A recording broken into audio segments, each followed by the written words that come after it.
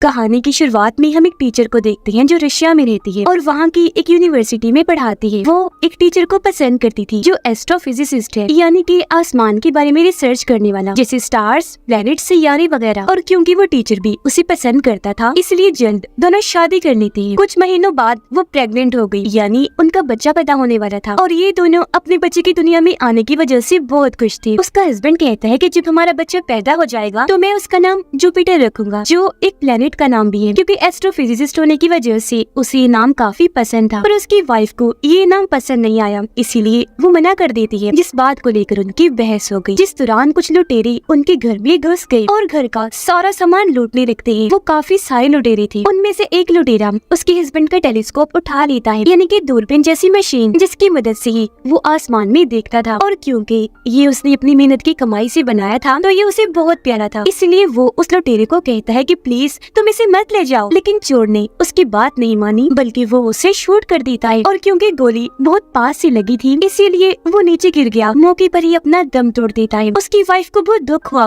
वो फूट फूट कर रोने लगी। और क्योंकि अब वो इस दुनिया में अकेली रह गई थी, इसीलिए अपने रिश्तेदारों के पास जाने का फैसला करती है। और कुछ ही देर के बाद वो शिप के जरिए अपना सफर शुरू करती है। रास्ते में ही उसकी तबीयत खराब हो गई और यहाँ वो एक बच्ची को पैदा करती है। और क्योंकि अब उसका हस्बैंड इस दुनिया में नहीं रहा, तो उसकी याद में वो अपनी बेटी का नाम जुपिटर ही रख देती है। और अब हम कहानी में 22 साल के बाद का वक्त देखते हैं, जहाँ जुपिटर अब काफी बड़ी हो गई है, पर वो अपनी जिंदगी से खुश नहीं, क्योंकि वो बेचारी गुजारा करने के लिए एक अमीर फैमिली के घर पर साफ सफाई का काम करती थी। वजह ये थी कि असल में जुपिटर इस वक्त यूएसए में थी, पर क्योंकि उसका ताल्लुक रशिया से था, इसी वजह से उसे यहाँ अच्छी जॉब नहीं मिल रही थी। इसके अलावा अब उसकी फैमिली काफी बड़ी हो चुकी थी और ये सब के सब उस अमीर फैमिली के घर में ही रहती थी, पर इनके रहने के लिए छोटी सी ही जगह थी। इसी वजह से यहाँ कोई प्राइवेसी नहीं थी, सबको एक जगह पर ही सोना पड़ता और अकेले में ये कोई बात भी नहीं कर सकती थी। इसके बाद हमें एक अनजान प्लेनेट सियारा दिखाया गया, जहाँ पर हम रानी एब्रासाक्स के 3 बच्चों को देखते हैं, जिनमें 2 लड़के थे और एक लड़की। ये रॉयल शाही फैमिली के लोग थे। इन तीनों बहन भाइयों में एक लड़के का नाम टाइटस था। ये तीनों बहन भाई अलग अलग प्लैनेट्स पर हमला करके वहाँ के लोगों को मारते थे और फिर उनसे एक ऐसी दवाई बनाया करते थे जिनकी मदद से ये सालों तक जवान रह सकते हैं। हाल ही में उनकी माँ एब्रासाक्स की मौत हुई, जिसके बाद इन तीनों को अलग अलग प्लैनेट्स देकर जायदाद का बंटवारा कर दिया गया, क्योंकि इनकी जायदाद प्लैनेट्स ही थे। इनमें टाइटस के बड़े भाई को 2 प्लैनेट्स के अलावा हमारी जमीन दुनिया भी मिली थी। यह टाइटस अपने भाई से कहता है कि मैं आपसे जमीन को खरीदना चाहता हूँ, पर उसका भाई बिना कुछ कहे ही वहाँ से चला जाता है। अब जमीन पर केन नामी एक शिकारी को हम देखते हैं, जो उसी शहर में था जहाँ पर जुपिटर थी, और ये टाइटस के लिए ही काम करता था। पर इसी यहाँ टाइटस के भाई के सिपाही देख लेते हैं और उस पर हमला करने की तैयारी करते हैं। अब इन सब के पास ताकती होने के साथ साथ खास किस्म के गैजेट्स भी थे, यानी इलेक्ट्रॉनिक टूल्स, डिवाइस, मशीन्स वगैरह। अब केन यहाँ अपने गैजेट की मदद से दीवार में बड़ा सा रास्ता बनाता है और उसकी मदद से एक हॉस्पिटल में आ गया। यहाँ वो अपनी सूंघने की ताकत से एक मरीज की फाइल को ढूंढ लेता है, जिसके लिए वो यहाँ आया था,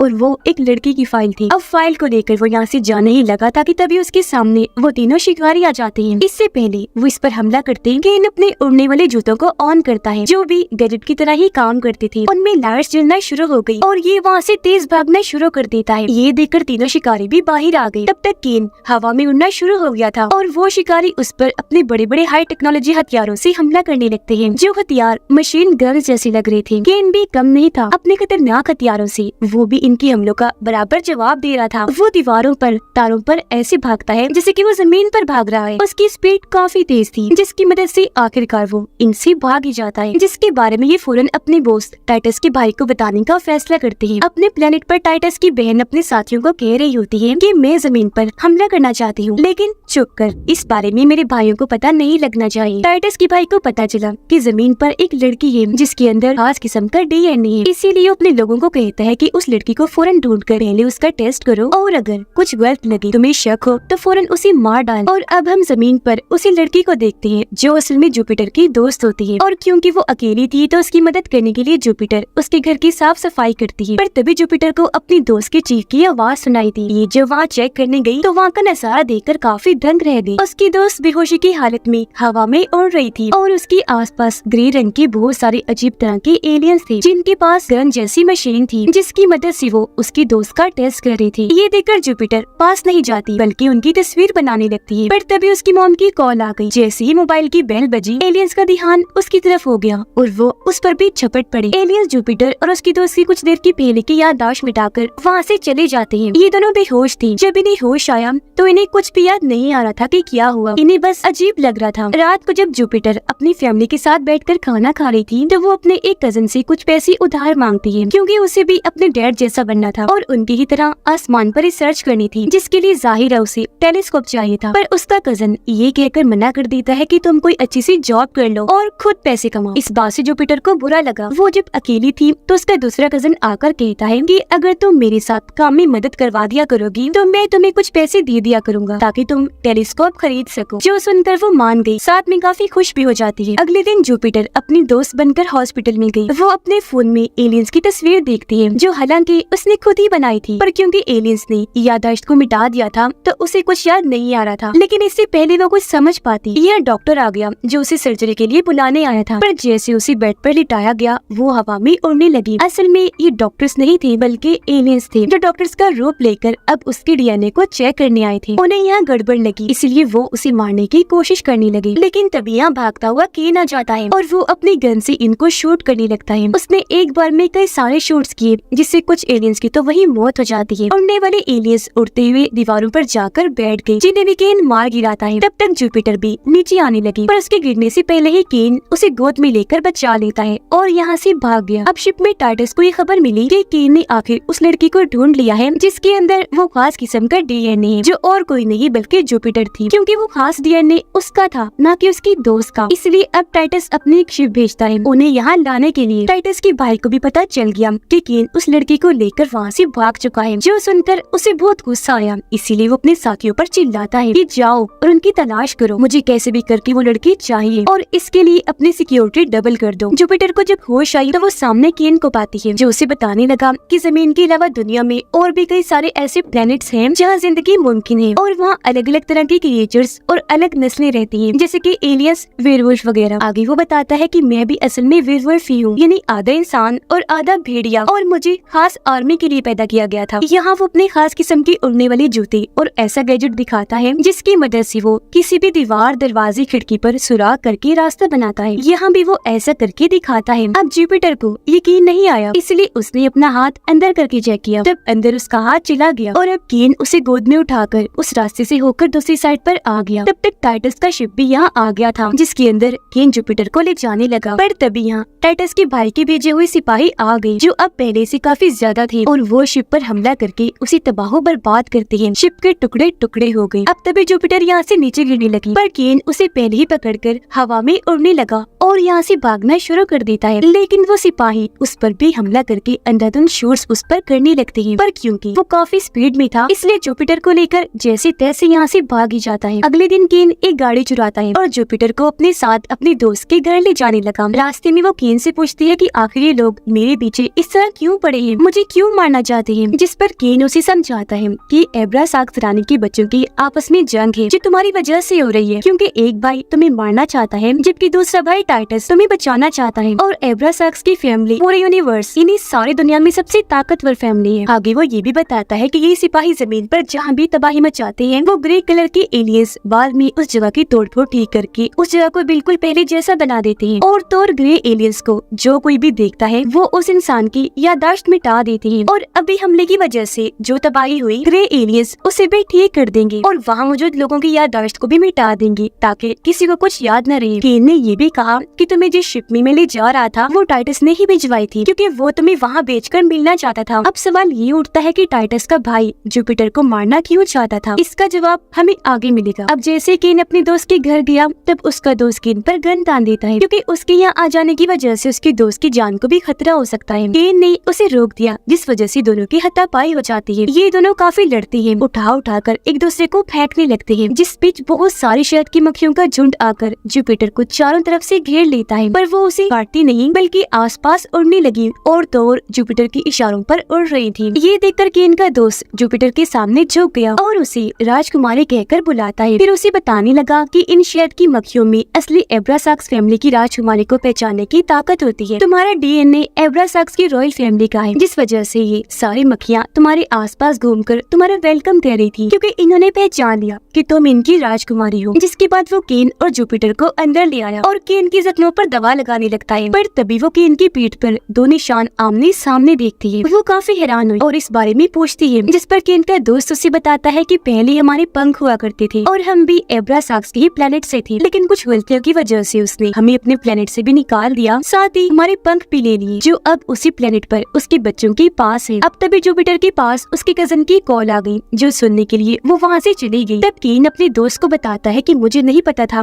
कि जुपिटर राजकुमारी है, मैं तो इसे बस वैसे पकड़ के टाइटस के हवाले करना चाहता था ताकि वो मुझे मेरे पंख वापस दे दे। अब जब जुपिटर वापस आई तो केन का दोस्त उसे बताता है कि जमीन पर पहले से ही इंसान नहीं थे, बल्कि पहले यहाँ डायनासोर्स का राज हुआ करता था, पर एब्रासाक्स के लोगों ने जमीन पर पहले सभी डायनासोर्स का खात्मा किया, फिर किसी और प्लेनेट से इंसानों को लाकर जमीन पर छोड़ दिया ताकि वो यहाँ अपनी आबादी बढ़ा सके, क्योंकि उन्हें इंसानों से मतलब जो था वो उनकी मदद से हमेशा जवान रहने वाली दवाई बनाना चाहते थे। वो ये बातें कर ही रही थी कि तभी केन आकर बताता है कि हमें चारों तरफ से टाइटस के भाई के सिपाहियों और उन ग्रे एलियंस ने घेर लिया है, जो यहाँ भी जुपिटर को मारने के लिए आ गए हैं। तो अब यहाँ वो दोनों जुपिटर को बचाने के लिए उनसे लड़ने लगे। केन अंदर ही लड़ रहा था, वो टांगों से किक्स मार मार कर उनका खात्मा कर रहा था, जबकि उसका दोस्त शूट कर रहा था, जिससे सिपाही और एलियंस उड़कर दूर दूर जाके गिर रहे थे। अब जब जुपिटर केन के दोस्त के साथ बाहर थी, तब एक शिकारी गन से शूट करके केन के दोस्त को दूर गिराता है और जुपिटर की तरफ बढ़ने लगा। अब यह जुपिटर को बचाने के लिए मक्खियाँ उस शिकारी को चारों तरफ से घेर लेती है, जिस बीच जुपिटर को मौका मिल गया यहाँ से भागने का और वो झाड़ियों में भागने लगी, लेकिन तभी उसके सामने फिर से वो शिकारी आ गया, जो उसे मारकर बेहोश कर देता है और वो दूर जाके गिरती है। और फिर तभी यहाँ बहुत सारे ग्रे एलियंस उसके पास आने लगे जुपिटर को मारने के लिए, जिस बीच यहाँ टाइटस के भाई के वो तीनों खास सिपाही आ गए और वो अपने ही सभी सिपाहियों को और एलियंस को मार गिराते हैं और बेहोश जुपिटर को उठाकर अपनी स्पेसशिप में ले जाने लगे। ये चीज केन ने देख ली थी, वो भागकर इस तरफ आने लगा। इससे पहले शिप उड़ती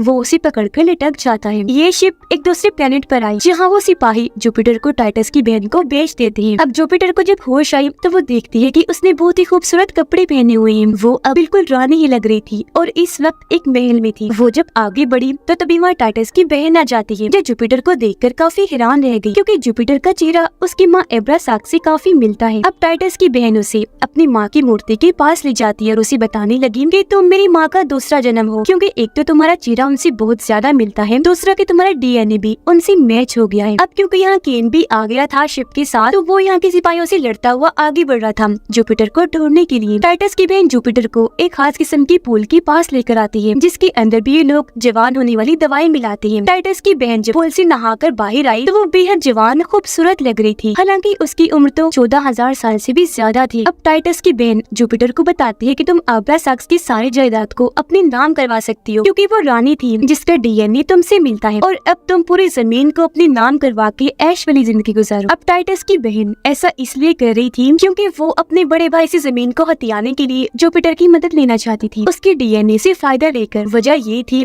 कि वो हमेशा जवान रहना चाहती थी, और अगर जमीन उसे मिल गई तो वहाँ के इंसानों के जरिए ऐसा मुमकिन हो सकता है। तब यहाँ हमें पता चला कि यही वजह है कि टाइटस का भाई जुपिटर को मारना चाहता है, क्योंकि वो जानता था कि उसने मेरी माँ का खून है, तो मेरी बहन भाई उसके जरिए मुझसे जमीन को छीन सकते हैं। वो दोनों बातें कर ही रही थी कि तब यहाँ केन आ गया। वो टाइटस की बहन को गन दिखाकर जुपिटर को अपने साथ चलने का कहता है, पर क्योंकि जुपिटर उसकी बातों में आ गई थी तो उस पर वो एतबार करने लगी, इसलिए यही रुकने का फैसला करती है। अब टाइटस का भाई अपने खास सिपाही को मार देता है, क्योंकि दूसरी बार भी वो जुपिटर को नहीं पकड़ पाया था, और अब वो अपने खास सिपाही को जुपिटर के पीछे भेजता है, जो सिपाही ड्रैगन जैसा लग रहा था। अब केन का दोस्त अपने ऑफिसर के साथ जुपिटर के पास आया। तब ऑफिसर जुपिटर को अपने साथ शिप में बिठाकर दूसरे प्लेनेट पर ले जाने लगी, जहाँ इंसान पैदा हुए थे। अब जब ये उस प्लेनेट पर पहुंची तो एक रोबोट जुपिटर से आकर मिलता है, और वो अपने एक वर्कर को रिश्वत देकर जुपिटर की कलाई पर रॉयल निशान बनवाता है, ताकि सब उसे ऐसे पहचाने कि ये भी रॉयल फैमिली की रानी है। अब जब जुपिटर और केन बात कर रही थी तो यहाँ उसका दोस्त आ गया, जो दोनों को चारों तरफ से घेर लेता है, क्योंकि वो टाइटस से सौदा कर चुका था जुपिटर को उसके पास लाने का। ऐसे करके उसने अपने ही दोस्त केन को धोखा दे दिया था। थोड़ी ही देर में जुपिटर को टाइटस के सामने लाया जाता है, तो वो उसे कहता है कि अगर तुम मेरे साथ खाना खाओगी तो मैं तुम्हें वापस जमीन पर भिजवा दूंगा, जबकि टाइटस के गार्ड्स केन को एक जेल में बंद कर देते हैं। अब जब जुपिटर और टाइटस खाना खा रहे थे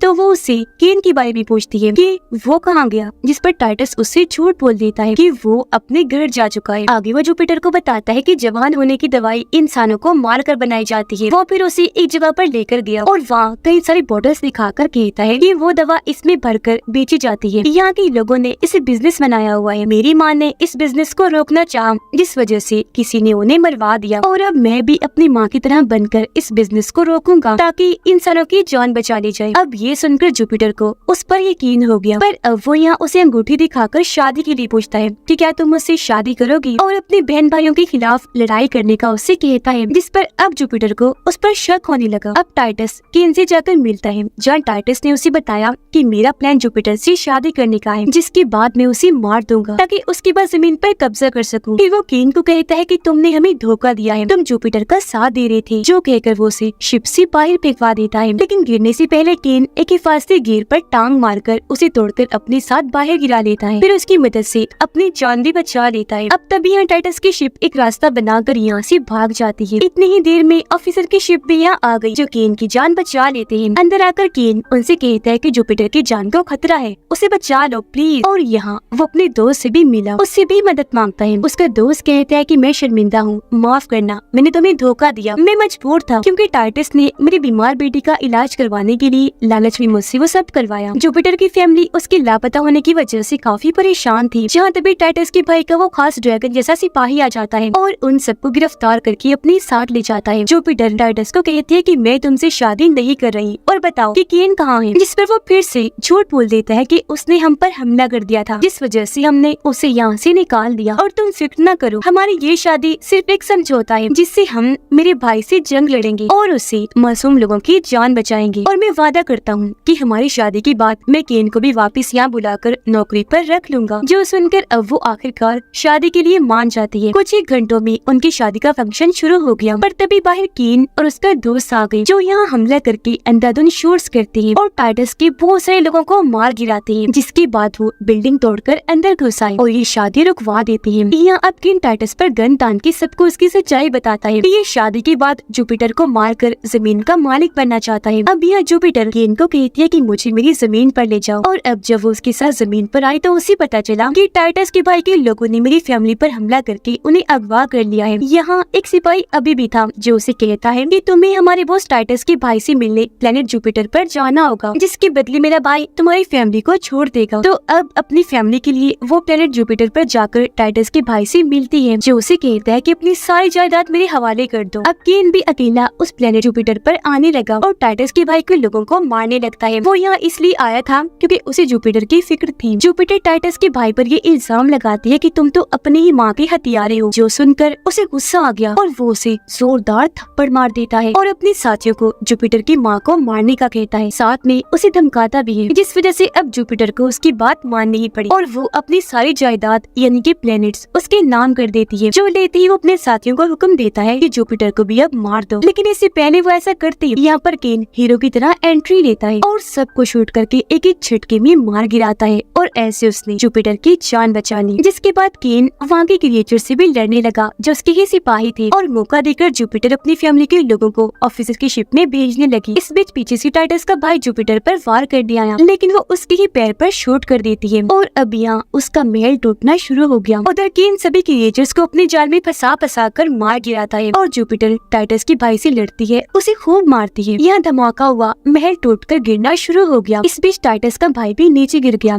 और ऐसे उसका खेल खत्म। बहुत बुरी तरह उसकी मौत हो जाती है। अब यहाँ जुपिटर भी गिरने लगी, लेकिन झट से वहाँ केन आकर उसे बचा लेता है और उड़ाकर वहाँ से ले गया। कुछ टाइम के बाद हम जुपिटर को फिर से अपनी फैमिली के साथ देखते हैं, जो अब अपनी इस जिंदगी से बहुत खुश है। तभी उसका कजन भी उसे टेलीस्कोप गिफ्ट के तौर पर लाकर देता है, जिसे देखकर वो बहुत खुश हो गई। काम खत्म करने के बाद वो केन से जाकर मिलती है। अब यहाँ पता चला कि आखिर जुपिटर सभी प्लैनेट्स की रानी बन गई है, लेकिन उसने फिर भी अपनी नॉर्मल जिंदगी को चुना, जहाँ वो अपनी फैमिली के साथ रहेगी। और तो अब केन के भी पंख वापिस आ गए थे। अब हर जगह जुपिटर का राज होगा, ना कि एब्रासाक्स के बच्चों का। तो अब कोई भी तबाही नहीं होगी, ना ही इंसान मारे जाएंगे, सब कुछ ठीक हो जाएगा, हर जगह अमन सुकून होगा। जुपिटर और केन क्योंकि एक दूसरे को पसंद करती थी, इसीलिए गले से लग जाती है और एंजॉय करने के लिए वो वहाँ से एक साथ उड़ गए। ये दोनों खूब मस्ती करते हैं और ऐसी उनकी और सबकी जिंदगी काफी खुशहाल बन जाती है। और इसी के साथ इस फिल्म की कहानी यहीं पर खत्म हो जाती है।